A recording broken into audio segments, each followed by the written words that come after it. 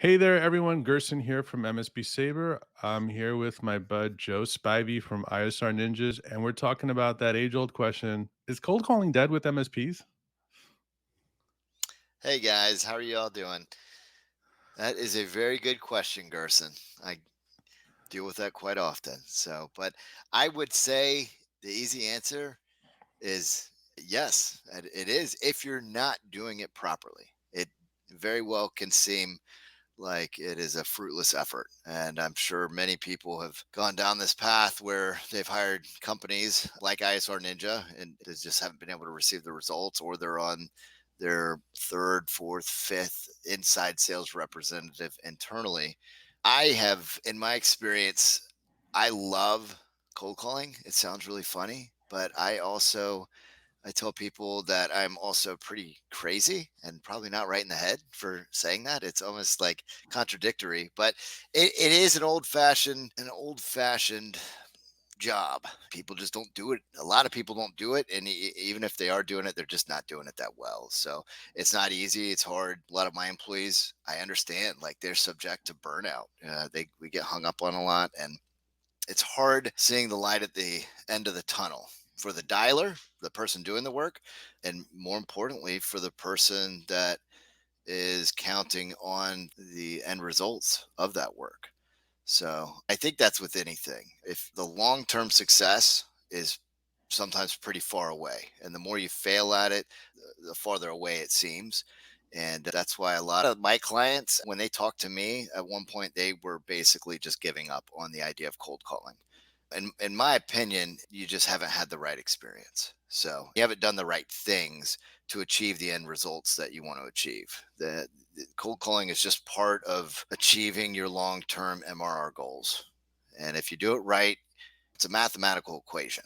You got to understand what your ratios are, what your metrics are, what your success rates are, not only of your close rate as an outside sales representative, but also of your inside sales representative. How many conversations are they having? How many FTAs are they setting from those conversations? How many dials do they have to do to get to a conversation? So a lot of people, first things first, they don't even understand those metrics, but they're convinced that cold calling is a waste of time. I would tell people that are feeling like it's not worth doing is to first make sure they understand why it's not worth doing, and maybe it's just something that they're not doing that makes it that way. Has it gotten harder? I would say just in the last 12 months compared to the time before. We've obviously gone through a big change: work from home, the pandemic, the economy, just the list goes on and on. What are there any factors that have made it harder or just call for sort of a change in strategy? I don't know if harder is the right word. Cold calling, a lot of in the MSP industry, it's not transactional, right? And we can't lump me calling you to see if you want a lower rate to refi your house, right? It's different. I'm relationship building. I don't know if it's harder. Maybe we've had to adjust some things around the efficiency of it. I will tell you, everything is adjustable, if you will, or you can make improvements. I think the COVID and the work from home, it's created these different opportunities where you can make improvements. One of the things I've done as a company is I love my could not reach, right? Admittedly, I think I'm a skilled dialer. I don't need to reach out to companies that we haven't had a conversation with in 3 years. That's not the best use of my time. This is all something that really came out of COVID. I was like, hey, let me bring on a lesser skilled dialer. Let me put them in a position where, get somebody on the phone. That's it. That's all you got to do. If you can get them on the phone, then they're worth me calling them. The efficiency around getting someone on the phone has changed. At the end of the day, you just got a lot of people. I don't know if it's a COVID thing, but there's just a lot of people working. It's very odd. Typically, we've adjusted. We've gotten more cell phone numbers, and people are a little more willing to give that direct contact information out. So harder is probably not the right word. It's definitely more interesting. It's always just about increasing that efficiency. If I could do 10 dials and I could get one decision maker on the phone and it took me 10 conversations to get one FTA, then I know I got to make 100 dials today. That number hasn't really changed that much. I feel like we're probably looking at some days I'll have three conversations after 10 dials. Some days I'll have one, but your number pretty much settles anywhere from like 8 to 12% still. It's probably a little bit higher back 5, 6 years ago when I was an ISR for another organization. But even then, you're probably talking about was 15 to 20. But the key to that is just making sure you're very, very efficient when you get the decision maker on the phone. You're building that relationship, you're massaging it, you're making sure you're not just letting them off the phone when they say, "Hey, I'm fine." It's made it a little bit easier because we appreciate the conversation a little bit more. We appreciate the opportunity when the decision maker comes on the phone. Just to kind of circle back around to how you started earlier, it sounds like a lot of people, they're taking a little bit of time to speak to you. It's like, hey, Joe, I know you're doing cold calling for MSPs, but it seems like a lot of them have already kind of, they're coming to you a little bit with a lot of assumptions that it may not even work. And just wondering, what's the majority of the experience that you see people coming to you? Is it that they've tried it once, two or three times before, and they just had no game plan? What are the sob stories that people are bringing to you? It's just like lack of game plan. They just tried it and they didn't even know what they were doing. I could probably take all day describe the different things. I mean, ultimately, the metrics are very important, right? If you don't understand them, you shouldn't be doing cold calling. Like you need to know what are your goals, right? Know what your labor loaded gross margin is, know what you want your close rate. How much MRR do you want to close this year on a reasonable scale? You got to know what your goals are. A lot of people, they don't tell me that they don't know those numbers. I've done this 4 times and it still doesn't work. Well, how much MRR are you trying to close? That's not a They're goal. just trying to throw anything at the wall. Correct. But there's a lot of things. I mean, I have conversations. It's funny. You were a CEO of an MSP, and it boggles my mind that if your VCIO doesn't work out, it's probably your fault, right? And your peers are going to be like, you made the wrong hire. Typically, when your ISR doesn't work out, it's the ISR, it's their fault. But it's a tough role to manage. A lot of CEOs just don't understand it. They didn't start their company to cold call businesses, they didn't start their company to be salespeople. Many of the times, they're very technical individuals, very analytical individuals, and they just have a trouble motivating, managing, inspiring that person that sits in that seat. I think it comes down to belief. Not going to say who said it, but one of my favorite people, speaking with one of my other dialers, they said, Joe believes in my business more than I do. And that was the CEO of an MSP. And I couldn't disagree with him, right? I do. I think every single person in my clients' markets need to work with them. And I think they're far better off for it. It's hard to fake that belief. You get that belief and that passion around and understanding how important IT is to these businesses is critical. Belief is not something you can just create. A lot of the sob stories I hear, like a lot of them don't even know why it didn't work out. It's just a matter of we went through this. I did it and it didn't work. So not doing it again. I think a lot of the reasons people do business with me is primarily just because I let them know that it does work. At the end of the day, they believe me, and I believe it does work. I tell them once you get 50 FTAs under your belt, then you'll know, this is a great thing. You get to know what your close rate is. And if it's zero, then we work on it, we make adjustments. So, and it's this ongoing process of just kind of constant communication and improvements. Yes, I think that's kind of been my experience as well, speaking with other P owners, is that first you really should have an idea of what it is you're trying to do. I think some people sort of treat it like a checkbox, like I'm Yep. doing LinkedIn ads or I'm doing Facebook ads. And you really need to put some thought into what are my hopes for this campaign, right? Is it to add another 4,000, 5,000 of MRR for the quarter?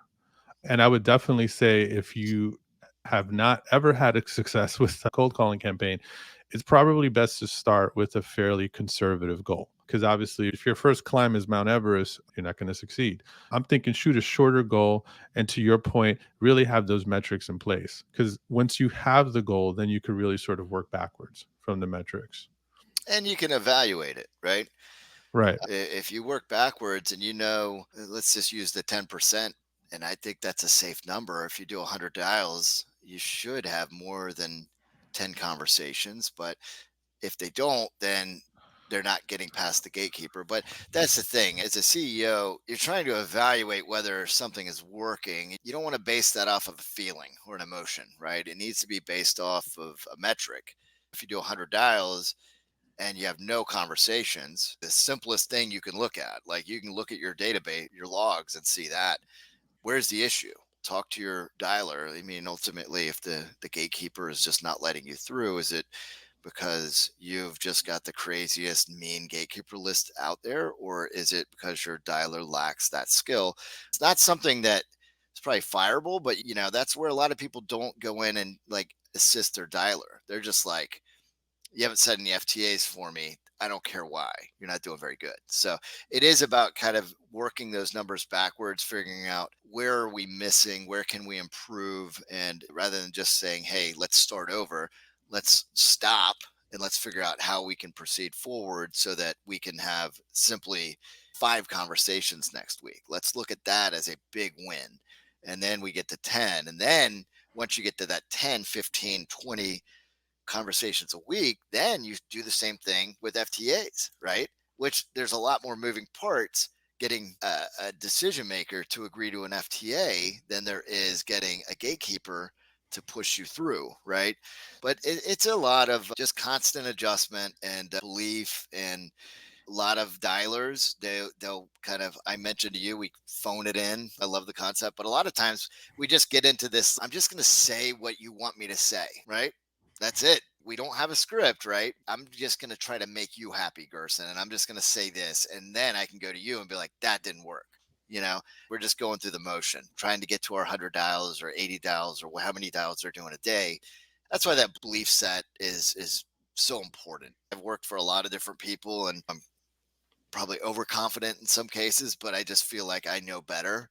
And I'm okay if somebody tells me I'm wrong. I did it this way because of this, this, and this. There's a lot to it. And working those numbers back, again, the most important thing is don't base decisions like that on the way you feel, that emotion of that day, but you can go in and look at those metrics and see where you can improve and where you can make the biggest improvements as well. I'm going to wrap it up here, but I think what I'm hearing is you need to go into cold calling with just a game plan and really kind of a Yeah. clear understanding of what you want the outcomes to be. It's true of a lot of business decisions, whatever you're investing in, with new tool or a consultant or whoever, you really should have kind of just to borrow a term that I learned not too long ago, it's like a definition of done. Once this person has accomplished a task that you really need them to do, what is that actually going to look like? A lot of MSP owners are short on time, so they know Yeah. they want to grow, and they know that cold calling is a viable option, but sort of not really thinking of what that end result is going to be. Unfortunately, it's the old story, right? Without a plan, all roads lead to nowhere.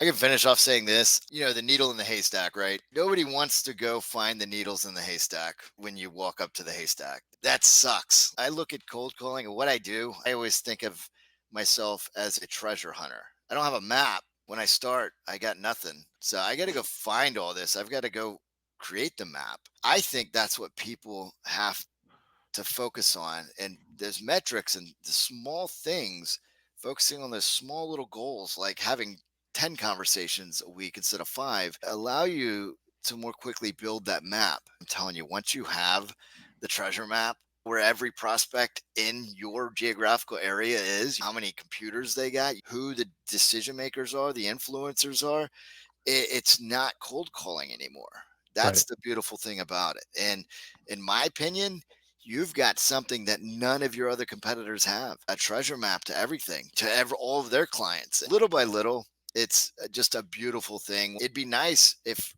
that treasure map, it's a lot easier to do cold calling if you already have that, right? People wouldn't say cold calling is dead, but many times we're doing it wrong. We're not getting to the needles. We're always walking up to this haystack, and that can get really old. Thank you, Joe. This is great. And to everyone watching, thanks for watching. Like, comment, and let us know what's your experience has been with cold calling, especially if it's a Yeah. recent experience. We'd love to hear.